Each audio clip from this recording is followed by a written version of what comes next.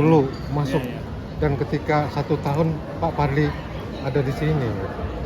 Hari ini kita ada di ruangan yang dikuasai oleh perusahaan PT Jakpro dan seniman sudah tidak punya akses apapun karena semuanya dihitung dengan kalkulasi bisnis yang sangat menyakitkan. Hari ini kita kalau memakai Geraha Bakti Budaya sekitar 150 juta per malam. Sangat. Teater kecil berapa? Teater kecil. Nah, ada dua penguasa di kawasan ini. Dinas Kebudayaan menguasai teater kecil, teater besar. Nah, selebihnya itu 3/4 kawasan dikuasai oleh PT. Tapi masing-masing menamakan dirinya sebagai tim.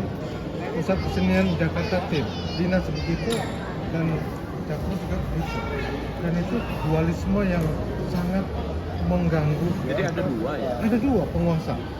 Dan masing-masing punya program yang mengerjakan soal-soal kesenian. Nah, bagaimana PT Jakarta Propertindo itu berpikir tentang kesenian, mengelola ini.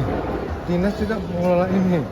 Nah, dulu Pak Fadli tahu persis lah itu bahwa ini adalah wilayahnya seniman dengan yayasan kesenian dan lain-lain itu.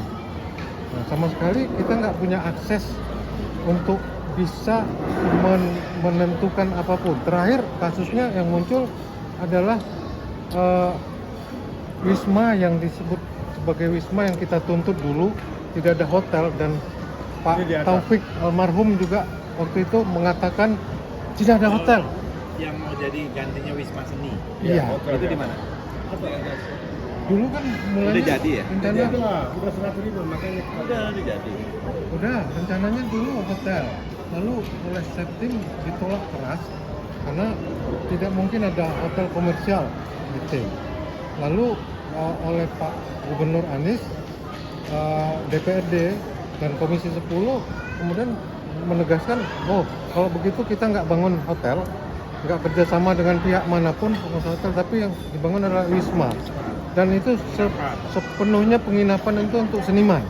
Nah, kemarin udah ada penandatanganan kontrak kepada Art Hotel dan disebutkan bahwa itu terbuka untuk umum dengan tarif yang akan ditentukan mereka sepihak. Seniman sama sekali, misalnya banknya nggak pernah ditanya, atau kawan-kawan yang lain nggak pernah ditanya itu kira-kira kesanggupan seniman seperti apa. Dan itu hotel berbintang. Kami Berbintang. hotel Bukan tetap Wisma Seni lagi. namanya Wisma Seni, tapi pengelolaan dan penguasaannya Hanya nama. hanya nama. Dan itu yang kita tolak dulu. Nah, maka kami menyampaikan ini ke Pak Fadli, kebetulan datang ke rumah kami. Kita tidak berjumpa di tempat lain, maka kami sampaikan ini, mudah-mudahan bisa berterima dan menjadi bahan juga di ruang politik dan ruang-ruang lain, bahwa tim sekarang itu bukan timnya seniman. Bang tadi berkali-kali menyampaikan pandangan baik di posko Septim atau di tempat-tempat lain di sini tentang itu, dan beliau menolak itu.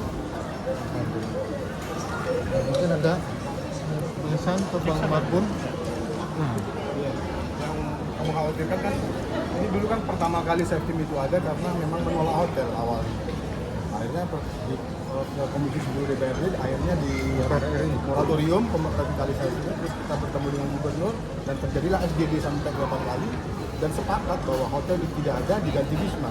Tapi sudah setelah revitalisasi, pasca revitalisasi justru muncul Art Hotel yang akan mengelola Wisma Seni itu dengan standar hotel berbintang. Nah, hotel berbintang kan kita sudah googling itu Art Hotel itu berapa tarifnya? Itu tarif promosi paling murah Art Hotel itu 545. Itu dari angka yang sebenarnya 1,5 juta gitu. Itu cuma satu balik dari promo itu. Untuk Wisma Seni, apakah seniman kelas menengah ke bawah angka sewa itu seperti yang di taman-taman budaya, seperti di Taman Budaya Surakarta gitu.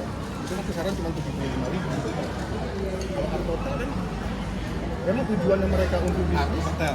Art Hotel. Hotel Jaringan. dari kelompok dari anaknya yang punya Hotel Marriott. Marriott. Iya, Hotel Marriott. Ada sih beberapa contoh yang seperti di Kuningan memang mahal-mahal hotel berbintang. Nah, itu yang dikhawatirkan seniman sendiri justru tidak bisa menempati. Harapan kami dari seniman kenapa ada wisma itu adalah kalau ada pertunjukan dari daerah atau dari luar negeri dan manapun juga mereka menginap dalam wisma. Ada berapa sih kamarnya? Kamarnya itu ada 135. Banyak juga. 135. Harusnya ada paling nggak pengaturan kayak begitu ya. Ya. Atau ada khusus buat seniman. Nah itu yang belum jelas yang disampaikan ke kami. Kalau dulu memang mungkin Bisa jadi masalah 60-40. Iya. Paling nggak apa? Solusinya itu. Ya. Harga khusus atau misalnya kalau ada kegiatan seni ada harga khusus. Bukan harga komersial. Jadi saya jelaskan memang persoalan ini nggak sekedar soal hotel, tapi soal paradigma pemerintah terhadap seni dan seniman. Nah, itu tentang ini. Nasinya sih sama aja kali ya. Jadi itu nasinya Ambil. banyak nasi di Bang Sarjis. Saya juga ya, biarin ntar. Tapi maksudnya Jadi ada perubahan lah paradigma atau mindset ketika tim ini diserahkan ke seniman, kemudian diambil paksa oleh pemerintah dan menjadi kewenangan pemerintah untuk mengelola tim. Jadi 68 itu jelas Pak Ali Sadikin menyerahkan kawasan ini ke seniman untuk dikelola. memang iya. Tapi mindset itu kan berubah. Sekarang seniman sendiri tidak punya kedaulatan atas ruangnya kan begitu. Ini kan kedaulatan atas ruang sesungguhnya. Termasuklah turunan betul ekosistemnya itu betul. Nah, ini tidak lagi seniman tidak lagi memiliki kedaulatan terhadap itu. Nah, sementara hotel ataupun wisma seni yang kemudian pengelolaannya hotel itu sebenarnya kan turunan-turunan kerusakan cara berpikir pemerintah memandang seni maupun ekosistem kesenian kan seperti itu. Ini yang menjadi soal mendasar. Nah, soal mendasar ini sebenarnya setelah dilakukan telaah, KPPU Komisi Persaingan Usaha itu sudah memutuskan PT Jakpro bersalah dan sesungguhnya harusnya kena denda. Tapi mungkin karena ada nego-nego terkait juga pencalonan Anies sebagai calon presiden ketika itu, hanya dinyatakan bersalah dan dihukum seperti itu, terhadap 2 perusahaan lain. Nah, dalam satu Pergub 63 dan dilanjutkan ke Pergub 22 itu disampaikan bahwa pengelolanya adalah PT Jakpro. Namun kita ketahui dalam aktivitas selanjutnya PT Jakpro tidak mampu mengelola, diserahkan ke Ak Hotel. Nah, jadi sirkulasi ekosistemnya kepada pihak ketiga. iya sudah diserahkan ke Jakpro melalui Pergub, Jakpro serahkan lagi ke pihak lain kan gitu. Padahal dulu pada zamannya 68 lah sampai sekitar 70-an 90-an, pada waktu itu seniman diberikan kuasa untuk menentukan. Seniman menyadari bahwa tidak mungkinlah kami yang mengelola. Tetapi disitulah tadi kedaulatan dalam konteks ekosistem seni itu, seniman diberikan kekuasaan dalam tanda petik untuk menentukan siapa. Nah, ini nggak ada sama sekali. Itulah persoalan mendasar. Sampailah kemudian persoalan-persoalan penandatanganan wisma seni dikelola oleh Ak Hotel yang harusnya menurut Pergub itu dilakukan oleh PT Jakpro, dan teman seniman sebenarnya menolak itu. Artinya ya tadi selain 2 pengelola di sini menjadi tidak jelas, sebenarnya Jakpro sendiri tidak punya tidak punya DNA seni, tapi juga dia tidak pernah mengeluarkan investasi terhadap Taman Ismail Marzuki kecuali dana APBD dikeluarkan. Bahkan ini pembangunannya melalui dana PEN, Penyihatan Ekonomi Nasional pada zaman Covid. Jadi nggak ada sama sekali duitnya Jakpro di situ.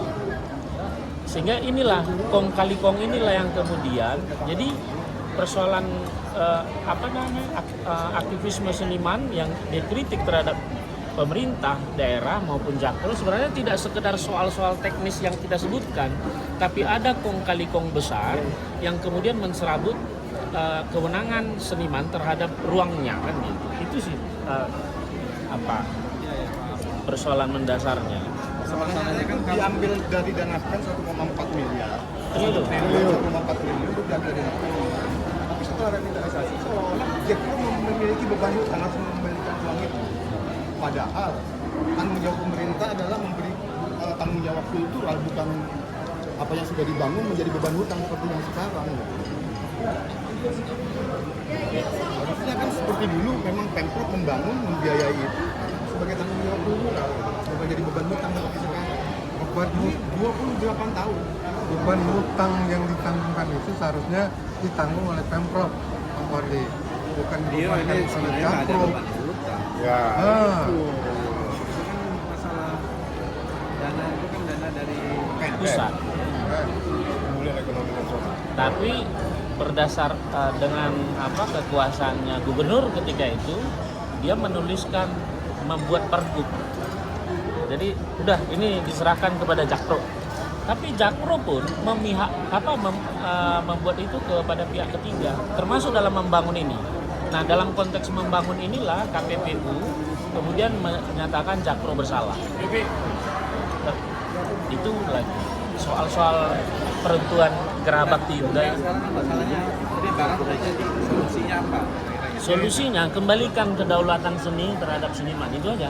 Kata kuncinya di Ini situ. dikelola oleh satu kawasan, dikelola oleh semacam BLUD itu mengelola kawasan. Sekarang nggak, BLUD itu cuma 30% mengelola kawasan, Jakpro 70% ya. BLU 30%. BLUD, iya 30%. BLUD. Yang Dinas itu. Ya.